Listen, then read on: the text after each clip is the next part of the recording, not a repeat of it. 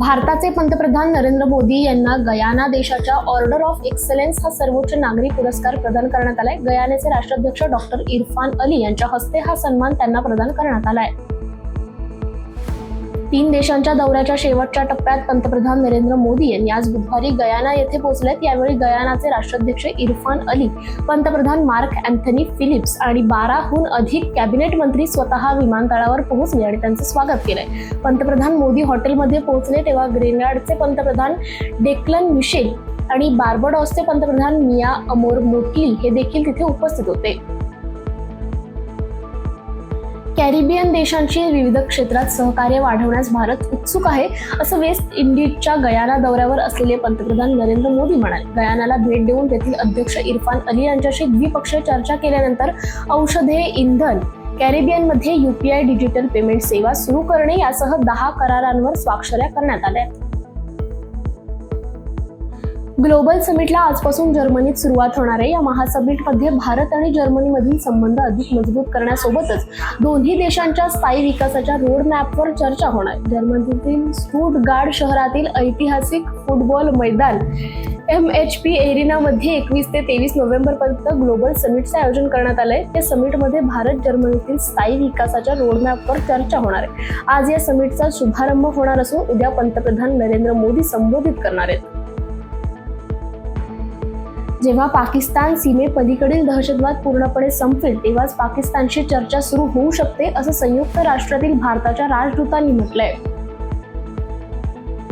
खलिस्तानी अतिरेकी हरदीप सिंग निज्जरच्या हत्येची कल्पना पंतप्रधान नरेंद्र मोदी यांना होती, अशी बातमी कॅनडामधील वृत्तपत्राने दिल्यानंतर भारताने या बातमीमधील दावा फेटाळून लावलाय. भारताच्या परराष्ट्र मंत्रालयाचे प्रवक्ते रणधीर जयस्वाल यांनी सांगितलं की सदर वृत्तपत्रातील विधान हास्यास्पद असून आम्ही हा दावा फेटाळून लावतोय. संरक्षण मंत्री म्हणाले, सीमा विवाद, व्यापार करार यांसारख्या जागतिक आव्हानांबाबत आमच्या दृष्टिकोनातून शांततापूर्ण चर्चेसाठी भारताची वचनबद्धता स्पष्ट झाली. खुल्या संवादामुळे विश्वास निर्माण होतो आणि चिरस्थायी भागीदारीचा पाया घातला जातो, असं ते म्हणाले. तिसरे महायुद्ध चालू झालंय. अमेरिकेने युक्रेनला रशियावर क्षेपणास्त्रांद्वारे आक्रमण करण्यास अनुमती देऊन ते चालू केलंय, असं विधान रशियाचे माजी राष्ट्राध्यक्ष दिमित्री मेदवेदेव यांनी केलंय. अमेरिकेचे नवनिर्वाचित अध्यक्ष डोनाल्ड ट्रम्प आणि त्यांच्या नवीन प्रशासनासोबत जवळून काम करण्यास भारत उत्सुक आहे, असं मत संयुक्त राष्ट्रातील भारताचे राजदूत पार्थेनी हरीश यांनी व्यक्त केलंय. संयुक्त राष्ट्रांच्या सुरक्षा परिषदेच्या रचनेत सुधारणा करण्यासाठी सुरू असलेल्या हालचालींच्या गतीबाबत भारत नाराज आहे. भारत हा सुरक्षा परिषदेचा सदस्य बनण्याची शक्यता आहे असे वाटल्याने काही शेजारी देश या परिषदेत जैसे थे स्थिती ठेवण्यासाठी प्रयत्नशील आहेत, अशी टीका भारताचे संयुक्त राष्ट्रातील प्रतिनिधी पार्थेनी हरीश यांनी केली आहे.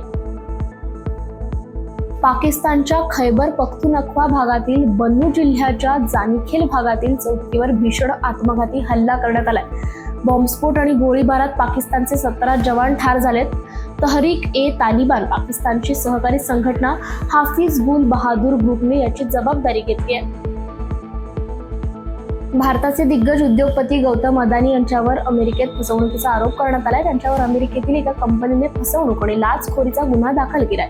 कंत्राट मिळवण्यासाठी $250 दशलक्ष लाच दिल्याचा आणि प्रकरण लपवल्याचा आरोप गौतम अदानी यांच्यावर करण्यात आलाय. अमेरिकेचे श्रीमंत उद्योजक एलॉन मस्क यांच्या मालकीचे X याला पर्याय म्हणून उदयास येत असलेल्या मायक्रो ब्लॉगिंग ॲप ब्लू स्कायने एक नवा टप्पा गाठलाय. ब्लू स्कायवरील वापरकर्त्यांची संख्या 20 दशलक्ष म्हणजे 2 कोटींच्या पुढे गेली आहे. ब्लू स्कायच्या CEO जय गॅबर यांनी ही माहिती दिली आहे. ICCच्या ताज्या T20 क्रमवारीत भारतीय खेळाडूंना चांगलाच फायदा झालाय. फलंदाजांच्या क्रमवारीत संजू सॅमसन आणि तिलक वर्माने मोठी झेप घेतली आहे. तिलक वर्माने तर तब्बल 69 खेळाडूंना मागे टाकलंय. इतकंच नव्हे तर त्याने ICC T20 फलंदाजांच्या क्रमवारीत कर्णधार सूर्यकुमार यादवलाही मागे टाकलंय.